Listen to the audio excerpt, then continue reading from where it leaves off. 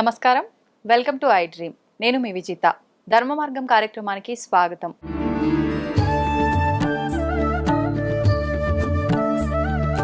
ప్రస్తుతం మనతో పాటు ఉన్నారు ఇస్కాన్ టెంపుల్ నుంచి ప్రణవానంద ప్రభుజీ.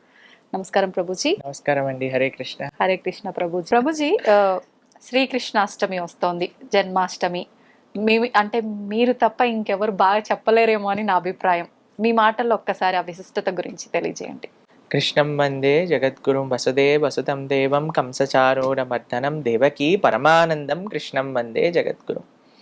భగవంతుడు యొక్క అన్నిటికంటే ప్రేమ కృపని కానీ మనం అనుభవించాలి అని అనుకుంటే భగవంతుడి యొక్క అవతారాన్ని చూడాలి.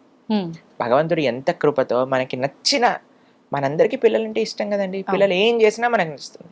అరే వీళ్ళందరికీ పిల్లలు ఏం చేసినా నచ్చుంది కదా, నేను కూడా ఒక పిల్లవాడిలా వస్తాను అని కృష్ణుడు పిల్లవాడిగా వచ్చి ఎన్ని లీలలు చేశాడండి. కృష్ణ లీలలు వింటూనే మన మనసు అలా కృష్ణుడి లోపల లయం అయిపోతూ ఉంటుంది. ఆ కృష్ణ లీలల్లో తన్మయత్వం పొందుతూ ఉంటాం. మనం కూడా చిన్న పిల్లలం అయిపోతాం ప్రభుజీ. ఆ కృష్ణుడు తన లీలలు చేసి ఈ ప్రపంచంలో అందరినీ ముగ్ధ మనోహరాన్ని చేయడానికి వచ్చిన రోజే శ్రీకృష్ణ జన్మాష్టమి.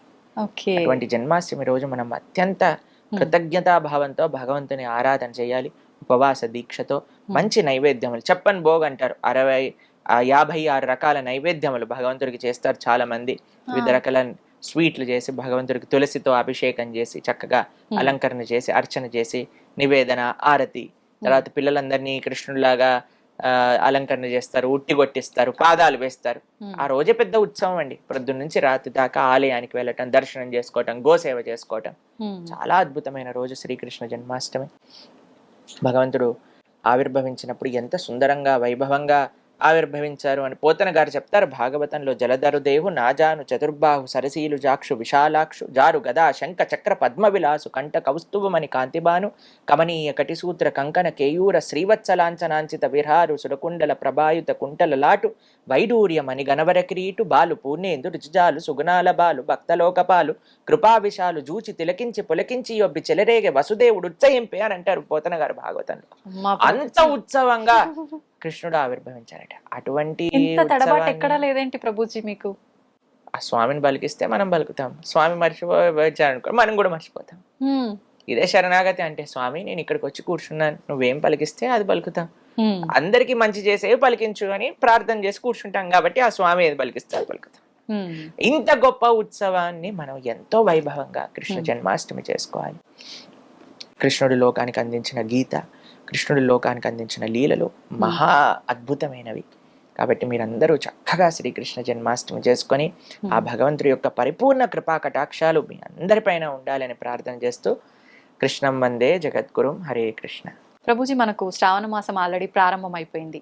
శ్రావణ మాసం అనగానే శుభకార్యాలు, చాలా రకాల, ఆ నెలంతా ఒక పండగ వాతావరణం. ఆ విశిష్టత గురించి తెలియజేయండి. శ్రావణ మాసంలో వరలక్ష్మి వ్రతం చేస్తూ ఉంటారు అందరూ. లక్ష్మీదేవి యొక్క కృపా కటాక్షాలు మొత్తం మన పైన వచ్చేయాలి. కానీ ఒక విషయం ఆలోచించండి, ఆ లక్ష్మీదేవి ఏం చేస్తుంది? నారాయణుడి యొక్క పాదసేవ చేస్తుంది.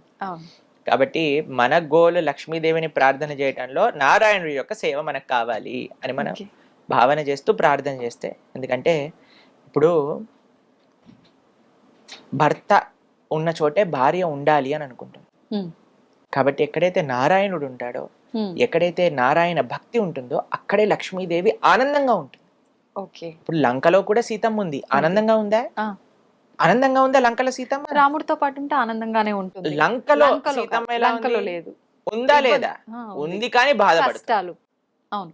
కాబట్టి మన దగ్గర డబ్బులు ఉండటం ముఖ్యం కాదండి.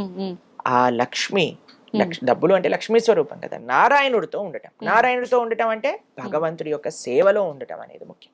కాబట్టి శ్రావణ మాసంలో మీరు చేసే ప్రతి ఆరాధనలో ఒకటే ప్రార్థన చేయండి, అమ్మా నీ యొక్క అనుగ్రహం ఎంత వీలైతే అంత, కోట్లు లక్షల కోట్లు ఎంతైతే అందిస్తావో మొత్తం ధార్మిక సేవలో నేను పెడతావు అని ఒక ఆశ్వాసన లక్ష్మీదేవికి ఇవ్వాలి. అప్పుడు బ్రహ్మాండంగా కురిపిస్తుంది ఆవిడ. మనం చేయాల్సింది ఒక సంకల్పం, ధర్మం కోసం, దైవం కోసం మనం సేవ చేస్తాం. కృతజ్ఞతలు ప్రభుజీ. చాలా మంచి విషయాలు తెలియజేశారు. కృష్ణుడి గురించి, గొప్పతనం గురించి, ఆధ్యాత్మిక మార్గం యొక్క విలువల గురించి ప్రతిసారి మనం మాట్లాడుకుంటూనే ఉన్నాం. కానీ ఎన్నో సందేహాలు మనకు ఎన్నో కామెంట్ల రూపంలో తెలియజేస్తూనే ఉన్నారు. అవన్నీ కూడా చక్కగా వివరించారు ప్రభుజీ. హరే కృష్ణ.